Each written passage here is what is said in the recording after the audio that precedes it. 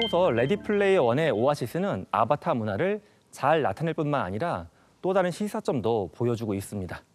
H는 오아시스 계정을 처음 만들 때 어머니의 충고에 따라 백인 남자 아바타를 선택했다.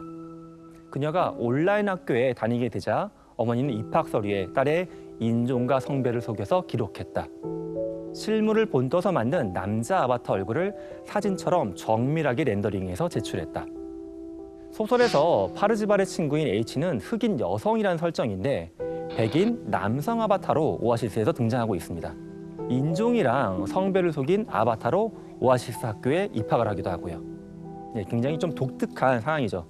근데 제가 어떻게 보면 이 부분을 왜 그렇게까지 해가지고 아이한테 다른 자아를 부여했을까? 좀 안타깝기도 했지만 그리고 메타버스에서 아바타를 역으로 잘 활용하면 인간이 갖고 있는 편견을 많이 낮출 수도 있겠다. 오히려 이런 아바타 문화로 인종차별도 해결할 수 있지 않을까 하는 생각까지 해봤습니다. 그럼 이제 오아시스에는 뭐 노는 공간, 학교 이렇게만 있을까? 그렇지 않습니다. 소설 후반부로 갈수록 오아시스를 차지하려고 주인공 웨이드하고 치열하게 맞서 싸우는 대기업 IOI가 있습니다.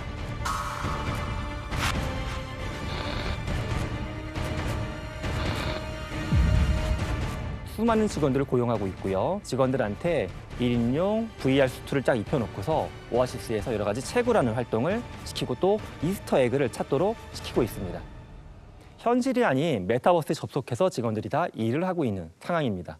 즉 그들은 IOI의 작업장으로 출근하지만 실제 본인 눈앞에 펼쳐진 업무 공간은 오아시스라고 하는 메타버스 속입니다. 그런데 이렇게 메타버스에서 뭔가 비즈니스를 하고 있는 국내 기업들도 많이 나타나고 있습니다. 현차는 가상세계에서 해외 지사 직원들이랑 신차 품평회를 하기도 했고요. 또한 직은 오프라인 사무실을 닫고 메타폴리스라고 하는 메타버스 플랫폼에서 회사를 운영하고 있습니다. 뭐 해외에서도 이런 기업들은 굉장히 많이 나타나고 있는데요. 대표적으로 명품 브랜드 구찌가 메타버스에 엄청 많은 관심을 보유하고 있습니다. 구찌라고 하면 굉장히 뭐 올드하고 전통적인 브랜드 이미지로 느껴지지만 웬만한 IT 기업 못지않게 다양한 시도를 하고 있습니다.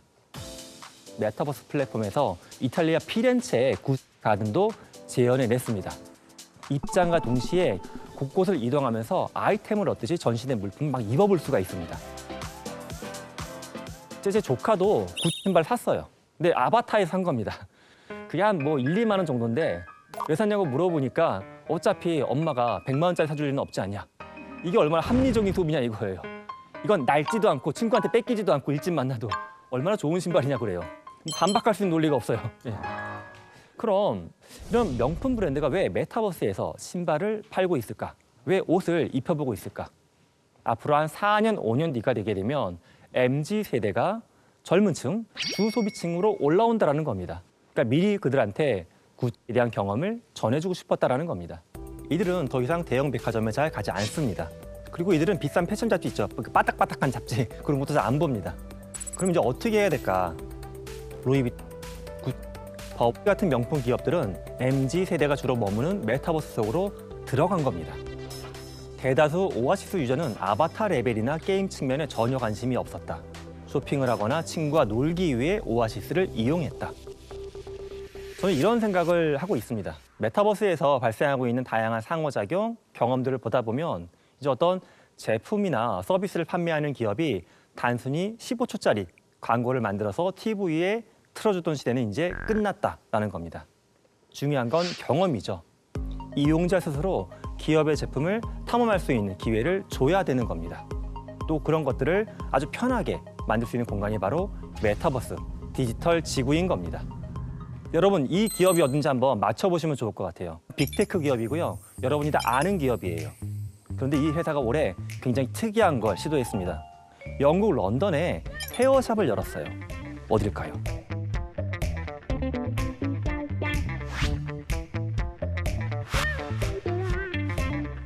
아마존입니다, 여러분. 네, 아마존인데 약간 의외일 거죠. 아마존 도대체 그럼 헤어샵까지 이제 다 장악을 하려고 한 거냐? 그건 아니고 아마존 여기서 이제 메타버스하고 현실 세계를 연결하려고 한 겁니다. 헤어샵에 앉아가지고 증강현실로 머리를 미리 바꿔봐요. 그럼 다양한 헤어 제품을 미리 탐험해 볼 수 있죠. 염색도 해볼 수가 있고요. 그러면 거기서 고객이 얼마나 만족하는지를 실시간으로 데이터를 볼 수가 있는 겁니다. 이 데이터를 어디에 활용하냐 하면 아마존닷컴에 있는 물건 배열을 실시간으로 바꿀 수가 있습니다. 즉 고객의 마음을 메타버스를 통해서 깊게 들어가 보면서 현실과 디지털 세계를 붙여놓고 있습니다. 좀 더 쉬운 예를 한번 볼까 합니다. 여러분 혹시 블랙핑크가 사는 집에 가보고 싶지 않으십니까? Hey boy. 저는 가끔 놀러 갑니다. 실제 많이 갔습니다. 이렇게 사진도 많이 찍었습니다. 여러분도 갈 수가 있습니다. 어떻게 갈 수 있냐 하면 바로 메타버스 안에 블랙핑크 하우스가 있기 때문입니다.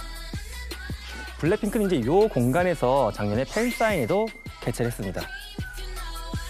저도 방문했습니다. 그때 이제 얼마나 많은 사람이 모였냐 하면 한 5천만 명 가까이가 메타버스 속 블랙핑크 하우스에 모여서 팬사인회를 즐겼습니다. 최근에는 이제 걸그룹 에스파가 신곡 넥스트 레벨을 공개하면서 실제 멤버 4명과 아바타가 함께 공연하는 영상을 선보이기도 했습니다. 난 궁금해 미치겠어 이 다음에 펼칠 스토리 I'm on the next level. 레디 플레이어 1에서 보면 비슷한 모습이 등장하고 있습니다. 이미 오아시스 속 아이들이 다른 행성에 있는 록 콘서트장으로 놀러 가는 부분이 나오거든요. 아이들은 친구 것을 얻어 타거나 가까운 순간이동 터미널로 우르르 몰려가서 다른 행성에 있는 록 콘서트장으로 향했다. 작년에 방탄소년단 BTS가 신곡 다이너마이트를 발표하면서 뮤직비디오를 처음 공개한 게 유튜브도 방송도 아니고 바로 포트나이트라고 하는 메타버스였습니다. 콘서트장이 포트나이트 안에 꾸며졌고요. 제 아바타로 거기 가면 스크린이 크게 있어요. 그 스크린을 통해서 뮤직비디오를 작은 창으로 볼 수가 있었습니다.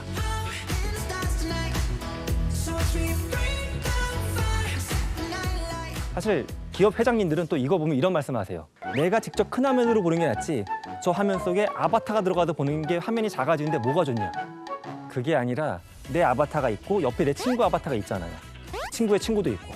즉 여러 명이 동시에 BTS의 뮤직비디오를 보는 공동의 경험을 느끼게 되는 겁니다. 제가 보기에 현재 메타버스에서 가장 핫한 기업 콘텐츠는 아무래도 K-팝인 것 같습니다. 또 그 다음으로 최근에 많은 관심을 받고 있는 것들이 가상 부동산이기도 합니다. 오아시스 안에 점포를 차리고 싶은 기업은 GSS로부터 가상 부동산을 임대하거나 매입해야 했다. 소설 속에서 사람들은 오아시스의 운영회사 GSS가 있는데 이 회사로부터 가상 부동산을 사거나 땅을 빌립니다. 그래서 상점을 차려요. 상점에서 실제 물건을 사고 팔 수가 있는 겁니다. 근데 저는 이제 2015년도쯤에 이 소설을 처음 읽었을 때만 해도 굉장히 허황된 개념으로 느껴졌어요. 이게 가상 부동산이 될까? 근데 실제 메타버스에 가상 부동산이 많이 만들어지고 있습니다. 여러 형태 중에 하나만 예를 보면 실제 아트리라고 하는 회사가 가상 부동산에 땅을 사가지고 자사의 카지노, 게임장을 만들어 놓은 모습도 나타나고 있습니다. 건물 안에 들어가서 여러 개의 게임기를 만져볼 수가 있습니다. 이렇게 이제 암호화폐, 블록체인 기반으로 돌아가는 메타버스 플랫폼들이 많이 생기고 있는데 플랫폼마다 차이가 있지만 대부분의 가상 부동산 플랫폼이 최근 한 2년 동안 50배에서 100배까지 땅값이 오른 사례들도 보여지고 있습니다. 가상 부동산이 이렇게 핫하게 많은 투자자들의 관심을 받고 있지만 사실은 그만큼 많은 논란의 대상이 되고 있기도 합니다. 근데 저는 이 현상을 이렇게 해석을 해보고 있습니다. 현시에서 많은 부를 보유하고 있는 분들, 부모 세대나 X세대를 보게 되면 그 기반이 부동산인 경우가 굉장히 많습니다. 그런데 이제 젊은 층, M세대나 그 R세대를 보게 되면 이미 부동산 금액이 너무 많이 올랐죠. MZ세대가 부동산을 통해서 돈을 많이 버는 것 자체가 굉장히 힘들어졌습니다. 그래서 저는 최근에 MZ세대를 중심으로 이렇게 가상 부동산에 많은 관심이 쏠리는 게 어떻게 보면 부동산을 기반으로 한 자산 증식의 기회를 뺏긴 MZ세대의 약간 슬픔, 분노 또는 새로운 모험의 현상이 아닌가 해석을 합니다. 지금까지 말씀드린 얘기들을 보면 도대체 우리는 현실을 위한 메타버스를 사는 건지 또는 메타버스를 위한 현실을 사는 건지 약간 헷갈리는 부분도 있습니다. 심지어 주인공 웨이드는 이런 상황까지 만들어내고 있습니다. 자발적으로 이머전 장치에 오아시스 피트니스 락아웃 소프트웨어를 활성화시켰다. 하루 운동량을 다 채우지 못하면 시스템이 막혀 오아시스에 로그인할 수 없었다. 내 식단도 점검했다. 주인공이 소설을 보게 되면 현실에선 굉장히 뚱뚱한 캐릭터로 묘사가 됩니다. 근데 또 건강 관리가 잘 안 돼요. 근데 이제 건강을 망칠까 봐 스스로 락아웃 소프트웨어를 설치하는 겁니다. 이게 이제 뭐냐 하면 내가 운동을 안 해서 칼로리 소비를 못하면 오아시스 로그인을 못하게 막아놓은 거예요. 또 음식까지도 체크합니다. 좋게 보면 내가 오아시스에 들어가기 위해서 음식도 좋은 거 먹고 운동을 열심히 하는 거잖아요. 근데 이게 웨이드의 삶이 그럼 현실이 위주인 건지 메타버스가 위주인 건지 좀 철학적으로 좀 혼란을 겪게 되고 있습니다. 소설에서는 뭐 먹는 거, 자는 것은 메타버스에서 안 된다고 가정하고 있습니다. 근데 어쩌면 실제로는 이게 가능할지도 모른다는 생각이 들고 있습니다. 제가 이제 페이스북에서 나온 VR 장치를 사가지고 많이 써보고 있습니다. 저는 주로 이제 가상현실 채팅 서비스에 접속을 해가지고 보면 얼굴이 이제 그대로 모델링이 되어 있고요. 상반신은 동동동 떠다녀요. 작년에는 이 장치를 제가 뒤집어 쓰고서 친구들하고 송년회를 했어요. 그래서 이제 VR 뒤집어 쓰고 가상 공간에 제가 치킨하고 피자짜 깔아놨어요. 각자 또 맥주 주문한 겁니다. 가상 공간에서 눈앞에 있는 치킨 보면서 맥주는 자기 입으로 마시는 거예요. 그냥 VR 장비가 입을 막진 않거든요. 근데 그렇게 먹고 있었더니 뭔가 진짜 같이 있는 것 같은 느낌도 꽤 났습니다. 근데 저는 이제 그런 VR을 좋아하긴 하는데 사실 1시간 이상은 잘 못 쓸 것 같습니다. 제 지인 중에 사실 6시간 이상 쓰는 분들도 있는데 정말 대단하신 분이에요. 일단 저는 이제 일반적으로 자동차를 탈 때도 멀미가 좀 있는 편이어서 근데 좀비를 잡으려고 제가 막 난간을 기어 오르거나 막 도망가거나 급격한 몸의 이동이 발생하는 게 영상으로 보여지죠. 그럼 이제 멀미가 막 급속도로 올라옵니다. 즉 내 눈으로 들어오는 정보로는 몸이 움직이는데 실제 내 몸은 가만히 있는 거잖아요. 그런 것 때문에 정신과 육체가 약간 따로 움직여서 멀미가 나는 겁니다. 이게 어떤 거냐고 하면 센서리 미스매치라고 하는 현상인데 인간의 눈을 통해서 들어오는 시각적인 공간에 대한 정보와 실제 몸의 이동을 통해서 감지되는 그 정보, 두 정보가 매치되지 않을 때 멀미가 느껴지는 겁니다. 실제 그런 현상이 느껴질 때 멀미약을 먹으면 멀미가 좀 줄어들기도 합니다. 그러면 이쯤에서 이런 것까지 한번 꿈꿔볼 수 있을 것 같습니다. 실제로 자는 거, 먹는 거, 배설까지 만약에 이런 것들이 현실에서 충분히 만족될 수 있는 VR 기기가 나온다고 하면 VR을 안 벗고 살아도 될까? 그렇다면 조만간 우리가 오아시스 같은 메타버스에서 살지 않겠냐는 질문을 최근 몇 달간 정말 많이 받아봤습니다. 햅틱 데이터 글러브를 착용했다. 특수 촉각 반응 패드가 양쪽 손바닥에 부착되어 있어 실제 존재하지 않는 사물과 표면을 만지는 듯한 착각을 불러일으키는 햅틱 장갑이었다. 울트라 초박형 스피커들로 구성되어 완벽한 360도 입체 서라운드 음향 재생이 가능했다. 게다가 미월누르 서브 우퍼 스피커의 성능은 어금니까지 진동이 전달될 정도로 강력했다. 향기 스탠드는 2000여 종류의 서로 다른 향을 발생시키는 기능이 있었다. 근데 이게 지금 실제로도 가능할지 어떨 것 같으세요, 여러분? 됩니다. 우리가 생각했던 것보다 기술이 굉장히 눈앞에 가까이 다가와 있습니다. 레디 플레이어 원은 2045년도를 놓고서 그려진 작품이지만 실제로는 그 시점이 훨씬 더 빨리 다가오고 있는 겁니다. 실제 햅틱스라고 하는 글러브가 있는데요. 레디 플레이어 원의 글러브보다는 약간 아직까지는 거추장스러운 모습입니다. 하지만 이게 가상 공간에 설계되어 있는 가상의 비행기, 자동차 이런 것들을 글러브를 끼고서 조작성을 테스트해 볼 수가 있습니다. 실제 인간공학적으로 괜찮은 건지. 약 130개의 모터, 아주 작은 모터가 달려있다고 볼 수가 있어요. 표면의 촉감도 느껴지고요. 양감이라고 당기는 힘, 그런 것까지도 실제 느껴집니다. 실제 항공기 설계 테스트할 때 그런 걸 사용을 하고 있습니다. 페이스북은 오히려 레디 플레이어 원보다 조금 더 현실적이고 보편적인 장비를 보여주고 있습니다. 우리가 이제 손에 무언가를 짚고 있다는 게 약간 불편할 수가 있는데 일상적으로 찰 수 있는 거, 팔찌, 이런 웨어러블 디바이스 같은 거 있잖아요. 팔찌형으로 디바이스를 만들어 보고 있습니다.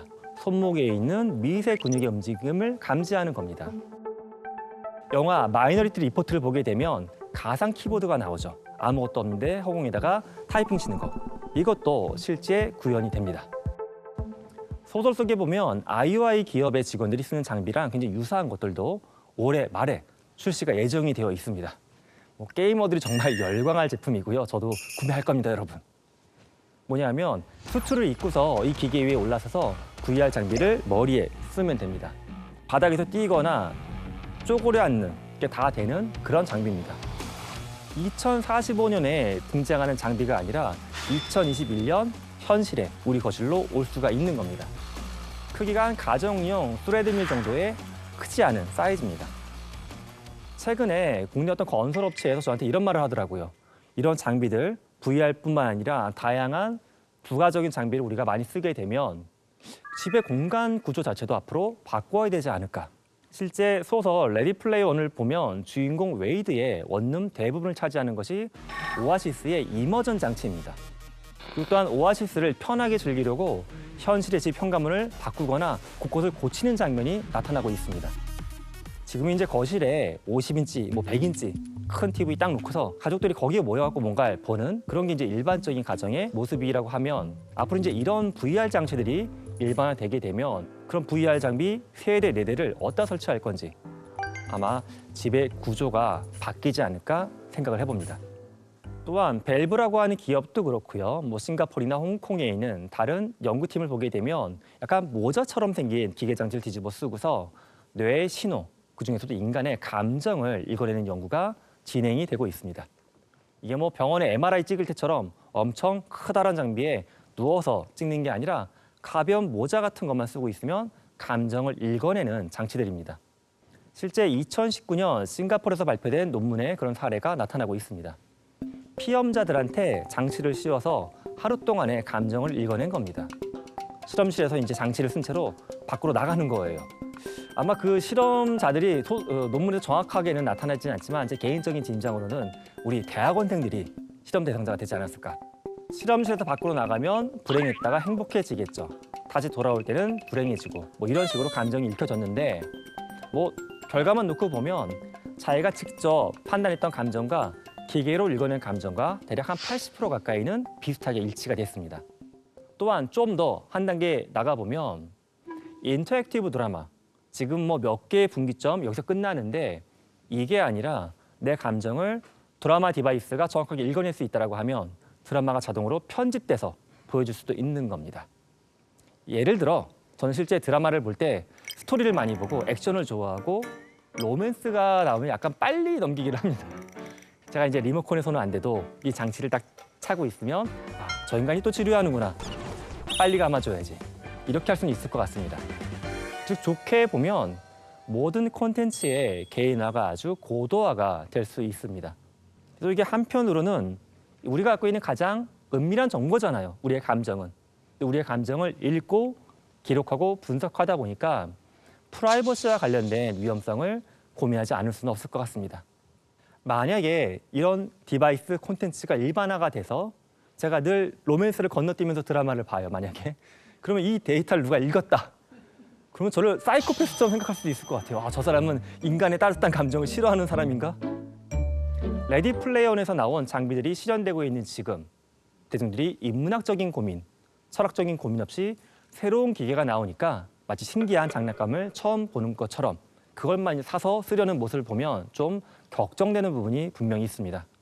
메타버스 세상에서 아바타에 너무 몰입하다 보면 아바타가 본캐고 본인이 부캐로 살아갈 수 있는 역전되는 현상이죠. 정신의학적으로 보게 되면 디퍼스널라이제이션이라고 해서 자아를 망각하는 현상, 이런 현상도 가능할 것 같습니다. 이미 메타버스 안에서 새로운 성범죄, 디지털 사기, 보이스피싱 이런 범죄들이 나타나고 있고요. 더 많은 신종 범죄의 터전이 될 수도 있을 것 같습니다. 그리고 정부에서는 사실 가장 우려하고 있는 게 세금 포탈 문제입니다. 메타버스에서 불법적으로 징여를 하거나 또 뇌물을 줄 수 있는 그런 공간이 될 수도 있기 때문입니다. 저는 메타버스를 연구하는 사람으로서 메타버스가 현실을 확장하기 위한 공간이 되어야 한다고 생각을 합니다.